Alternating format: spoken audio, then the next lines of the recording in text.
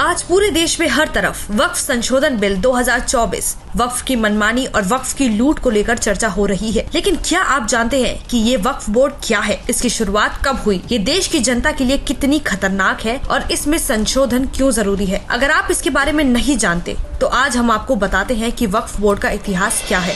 तुष्टीकरण के जनक नेहरू सरकार ने साल 1954 में देश में पहली बार वक्फ अधिनियम को संसद में पारित किया था, जिसे बाद में निरस्त कर दिया गया था। लेकिन 1995 में पीवी नरसिम्हा राव की सरकार ने एक नया वक्फ अधिनियम पारित कर दिया था, जिसने वक्फ बोर्ड को असीमित शक्तियां प्रदान कर दी थी। वहीं 2013 कांग्रेस की मनमोहन सरकार ने तुष्टीकरण की सारी हदें पार कर दी और इस वक्फ बोर्ड अधिनियम में और संशोधन करके वक्फ बोर्ड को किसी की संपत्ति छीनने की असीमित शक्तियां दे दी, जिसे देश किसी भी अदालत में चुनौती तक नहीं दे सकता था।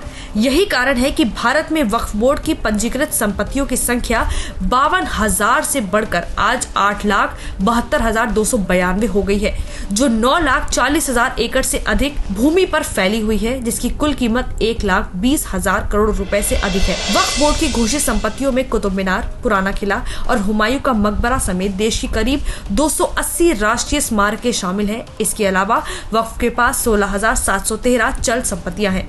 देश की जनता के लिए सबसे खतरनाक है वक्फ बोर्ड। वक्फ बोर्ड देश की जनता के लिए कितना खतरनाक है, इसका एक उदाहरण तमिलनाडु के थिरुचिरापल्ली गांव है, जहां स्थानीय वक्फ बोर्ड ने पूरे गांव को अपनी संपत्ति घोषित की, जिसमें कावेरी नदी के तट पर स्थित एक 1500 साल पुराना सुंदरेश्वर मंदिर भी शामिल है। इतना ही नहीं, दिल्ली के 6 हिंदू मंदिरों पर, कर्नाटक में किसानों की 1200 एकड़ जमीन पर और अभी कुछ दिन पहले ही केरल के मुनाम्बरम क्षेत्र में 600 से अधिक परिवारों की पैतृक संपत्तियों को वक्फ बोर्ड ने अपनी संपत्ति घोषित कर दिया।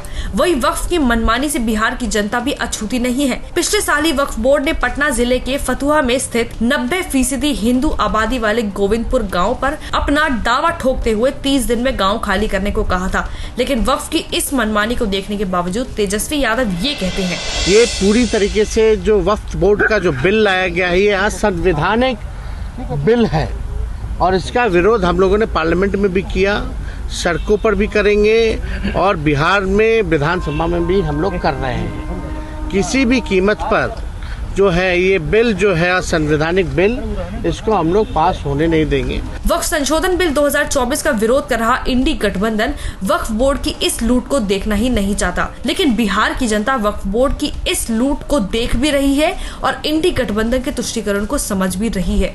तेजस्वी को इस तुष्टीकरण का जवाब प्रदेश की जनता 2025 के विधानसभा चुनाव में आरजेडी का सुपड़ा साफ करके देगी।